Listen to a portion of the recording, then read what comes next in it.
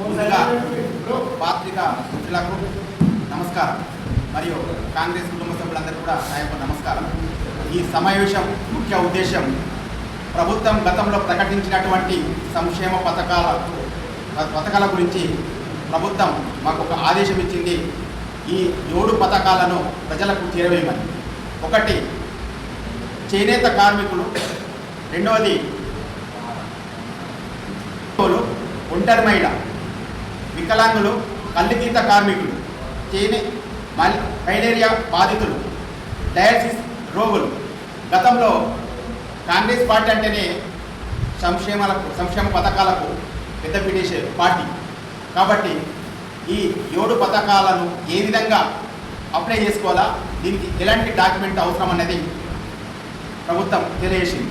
ఈ పథకాలు ఎక్కడ అప్లై చేసుకోవాలా, మున్సిపాలిటీ పరిధిలో ఉన్న ప్రజలు అయితే మున్సిపాలిటీ ఆఫీస్కి పోయి అప్లై చేసుకోవాలి. అదే గ్రామాలలో ఉన్న ప్రజలైతే గ్రామ పంచాయతీకి వెళ్ళి అక్కడ దానికి సంబంధించిన సర్పంచ్ అండ్ సెక్రటరీ కాబట్టి అక్కడ మీ ఈ 7 పథకాలు ఏదైతే ఉన్నాయో మీ ఫామ్స్ తీసుకుపోయి దానికి సరిపడే డాక్యుమెంట్ తీసుకుపోయి అప్లై చేసుకున్నట్లయితే వాళ్ళు తీసుకొని ఎలాంటి డాక్యుమెంట్ ఒకవేళ తక్కువ ఉన్నట్లయితే వాళ్ళు చదివేసి మీకు చెప్తారు. అది తిరిగి కూడా ఏదైతే లోపం ఉన్నదో అది తిరిగి తీసుకొచ్చి ఇచ్చినట్లయితే అది వాళ్ళు తీసుకుంటారు. ఈ పథకాలను అందరూ కూడా అన్ని వర్గాలు కూడా సద్వినియోగం చేసుకోవాలని నేను కోరుతున్నాను. ఈ కార్యక్రమానికి చేసిన పత్రికా సోదరులకు, మండల కాంగ్రెస్ పార్టీ అందరికీ నమస్కారం. కాంగ్రెస్ పార్టీ ఎలక్షన్లో చెప్పిన విధంగా ఒకటి పబ్లిక్ చెప్పిన మాట మీద నిలబడి ఒకటి అమలు చేసే పద్ధతిలో గతంలో ఉచిత బస్సు సౌకర్యం మహిళలకు చేయడం జరిగింది.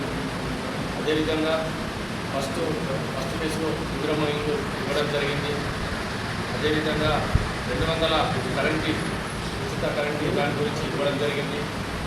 అదేవిధంగా గతంలో రేషన్ కార్డు ఎంతో ఇబ్బంది ఉండే 10 సంవత్సరాలు టీఆర్ఎస్ ప్రభుత్వం రేషన్ కార్డు కూడా అందరికీ అందుబాటులో ఉండే విధంగా రేషన్ కార్డు ప్రక్రియ నిరంతరం ఈరోజు కొనసాగే విధంగా ప్రభుత్వం ఏర్పాటు చేసింది. అందులో భాగంగానే ఈరోజు ఇంకా మళ్ళీ ఈరోజు ప్రభుత్వం చేపట్టిన పథకాలు ప్రజలందరూ అన్ని పార్టీలకు అతీతంగా వాస్తవంగా లబ్ధిదారులు ప్రభుత్వ పథకాలు చేరే విధంగా రేవంత్ రెడ్డి ప్రభుత్వం కాంగ్రెస్ పార్టీ మంచి నిర్ణయం తీసుకున్నందుకు దీనిగా కాంగ్రెస్ పార్టీ తరఫున కృతజ్ఞతలు తెలుపుతున్నాం. ఈ అవకాశాన్ని యావత్ తెలంగాణ ప్రజలు, దీనిగల్ మండల ప్రజలు, పట్టణ ప్రజలు అందరూ ఉపయోగించుకొని దాని ప్రభుత్వానికి అండదండలుగా ఉంటారని ఆశిస్తూ ప్రభుత్వ ఉద్దేశం ఒకటే, నిరుపేదలకు ప్రభుత్వం తరఫున సాయం అందాలన్నదే కాంగ్రెస్ ప్రభుత్వం ఉద్దేశం. కాబట్టి దీన్ని తప్పుదో పట్టించడానికి ప్రతిపక్ష పార్టీలకు ఓ పనిగా చేసుకుంటారు. కాబట్టి ఎవరికి అవకాశం ఇవ్వంగా ఖచ్చితమైన కఠినమైన వాస్తవంగా లబ్ధిదారులకే ప్రభుత్వం చేరే విధంగా ఇందిరమ్మ ఇండ్లే మార్గదర్శనమని సభాముఖంగా ఇలాంటి అవాంఛనీయాలకు దారి తీయకుండా, తప్పులకు దారి తీయకుండా, ఎదుటి వారికి అవకాశం ఇవ్వకుండా రేవంత్ రెడ్డి సర్కార్ ఖచ్చితమైన నిర్ణయాలతో ఇలా ఇందిరమ్మ ఇల్లు కేటాయించడంలో ప్రభుత్వం ఎంతో పాత్ర ఉంది. దానికి పబ్లిక్ సుగా ఖచ్చితమైన నిరుపేదలకే చెందింది. అదేవిధంగా రేషన్ కార్డు సుగా ఎన్నో కుటుంబాలు సిద్ధమవుతున్న చిన్నపిల్లల యాడ్ చేయాలనుకున్న ఎంతో ఇబ్బంది ఉండే దానికి సుగా సులభంగా ప్రభుత్వం అవకాశం ఇచ్చింది. ఇంకా అవకాశాన్ని సుగా నిరంతరం కొనసాగే విధంగా ప్రభుత్వం ఏర్పాటు చేసింది. సో ఈరోజు మళ్ళీ రేవంత్ రెడ్డి గారి ప్రభుత్వము ఒంటరి మహిళలు ఎలక్షన్లో చెప్పిన మాట మీద ఓన్లీ ఇంటి మీద ఉండి ఒంటరి మహిళ ఎవరైతే ఉన్నారో వాళ్ళందరికీ మళ్ళీ ప్రభుత్వం అవకాశం ఇచ్చింది. వాళ్ళకు దరఖాస్తులు సంబంధిత రూరల్ ప్రాంతాలలో అన్ని గ్రామ పంచాయతీ సెక్రటరీలకు, సర్పంచ్లకు ఇవ్వాలి. ఒకవేళ అందుబాటులో ఉంటే మండల పరిషత్ ఎందు గారు సుగా అన్ని దరఖాస్తులు స్వీకరిస్తారు. అదేవిధంగా పట్టణాలలో మున్సిపల్ కమిషనర్ గారు, కౌన్సిలర్లు, చైర్మన్లకు సుగా ఇవ్వచ్చు. ఎందుకంటే ఏ అప్లికేషన్ అయినా ఇప్పుడు నేను చెప్తున్న 7 రకాల పింఛన్లు ఏ అప్లికేషన్ అయినా ఎంతమంది అప్లై చేసినా వారు ఎవరికి రూపాయి డబ్బులు ఇవ్వకూడదు. ఖచ్చితమైన మీ అప్లికేషన్ సంబంధిత అధికారులకు, నాయకులకు ఇచ్చిన తర్వాత వాళ్ళు ఎంక్వైరీ చేసి మీరు ఎవరైతే లబ్ధిదారులు ఉన్నారో వారికి ఖచ్చితంగా ప్రభుత్వం పథకం మీకు అమలయ్యే విధంగా రేవంత్ రెడ్డి సర్కార్ గారు నిర్ణయం తీసుకున్నారు. ఫస్ట్ ఒంటరి మహిళ 1, వితంతు పింఛన్లు, తర్వాత వికలాంగుల పింఛన్లు, తర్వాత గీత కార్మికుల పింఛన్లు, తర్వాత చేనేత వాళ్లకు పింఛన్లు, తర్వాత బోధకాలు ఉన్నారు మలేసియా బోధకాలు ఉన్న వాళ్ళకు కూడా పింఛన్లకు అవకాశం ఉన్నది.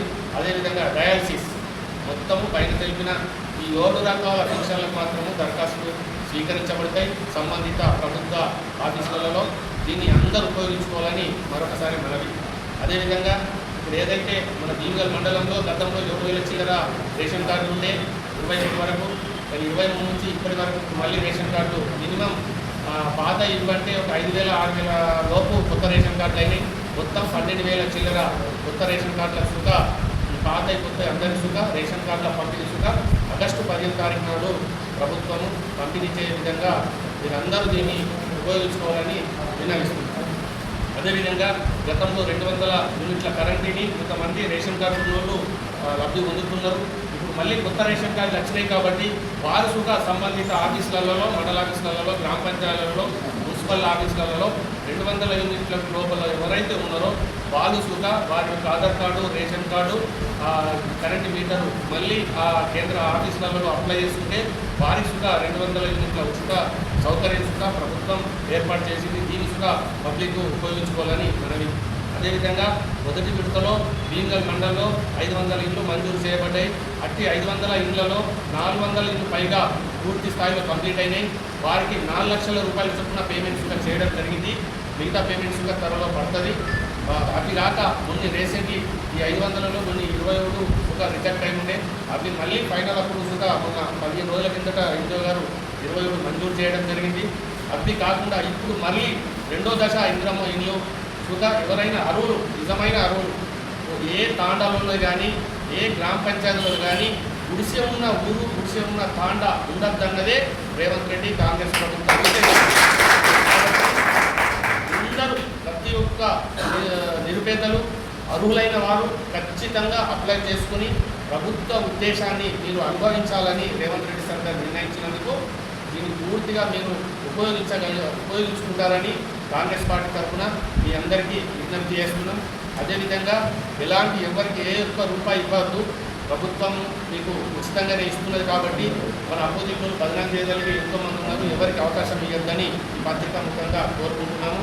ఏదన్నా మీకు తెలియనుంటే, ఏదన్నా తెలుసుకోవాలనుకుంటే మన కాంగ్రెస్ పార్టీ నాయకులు మీ గ్రామాలలో ఉంటారు, వాళ్ళని సంప్రదించవచ్చు.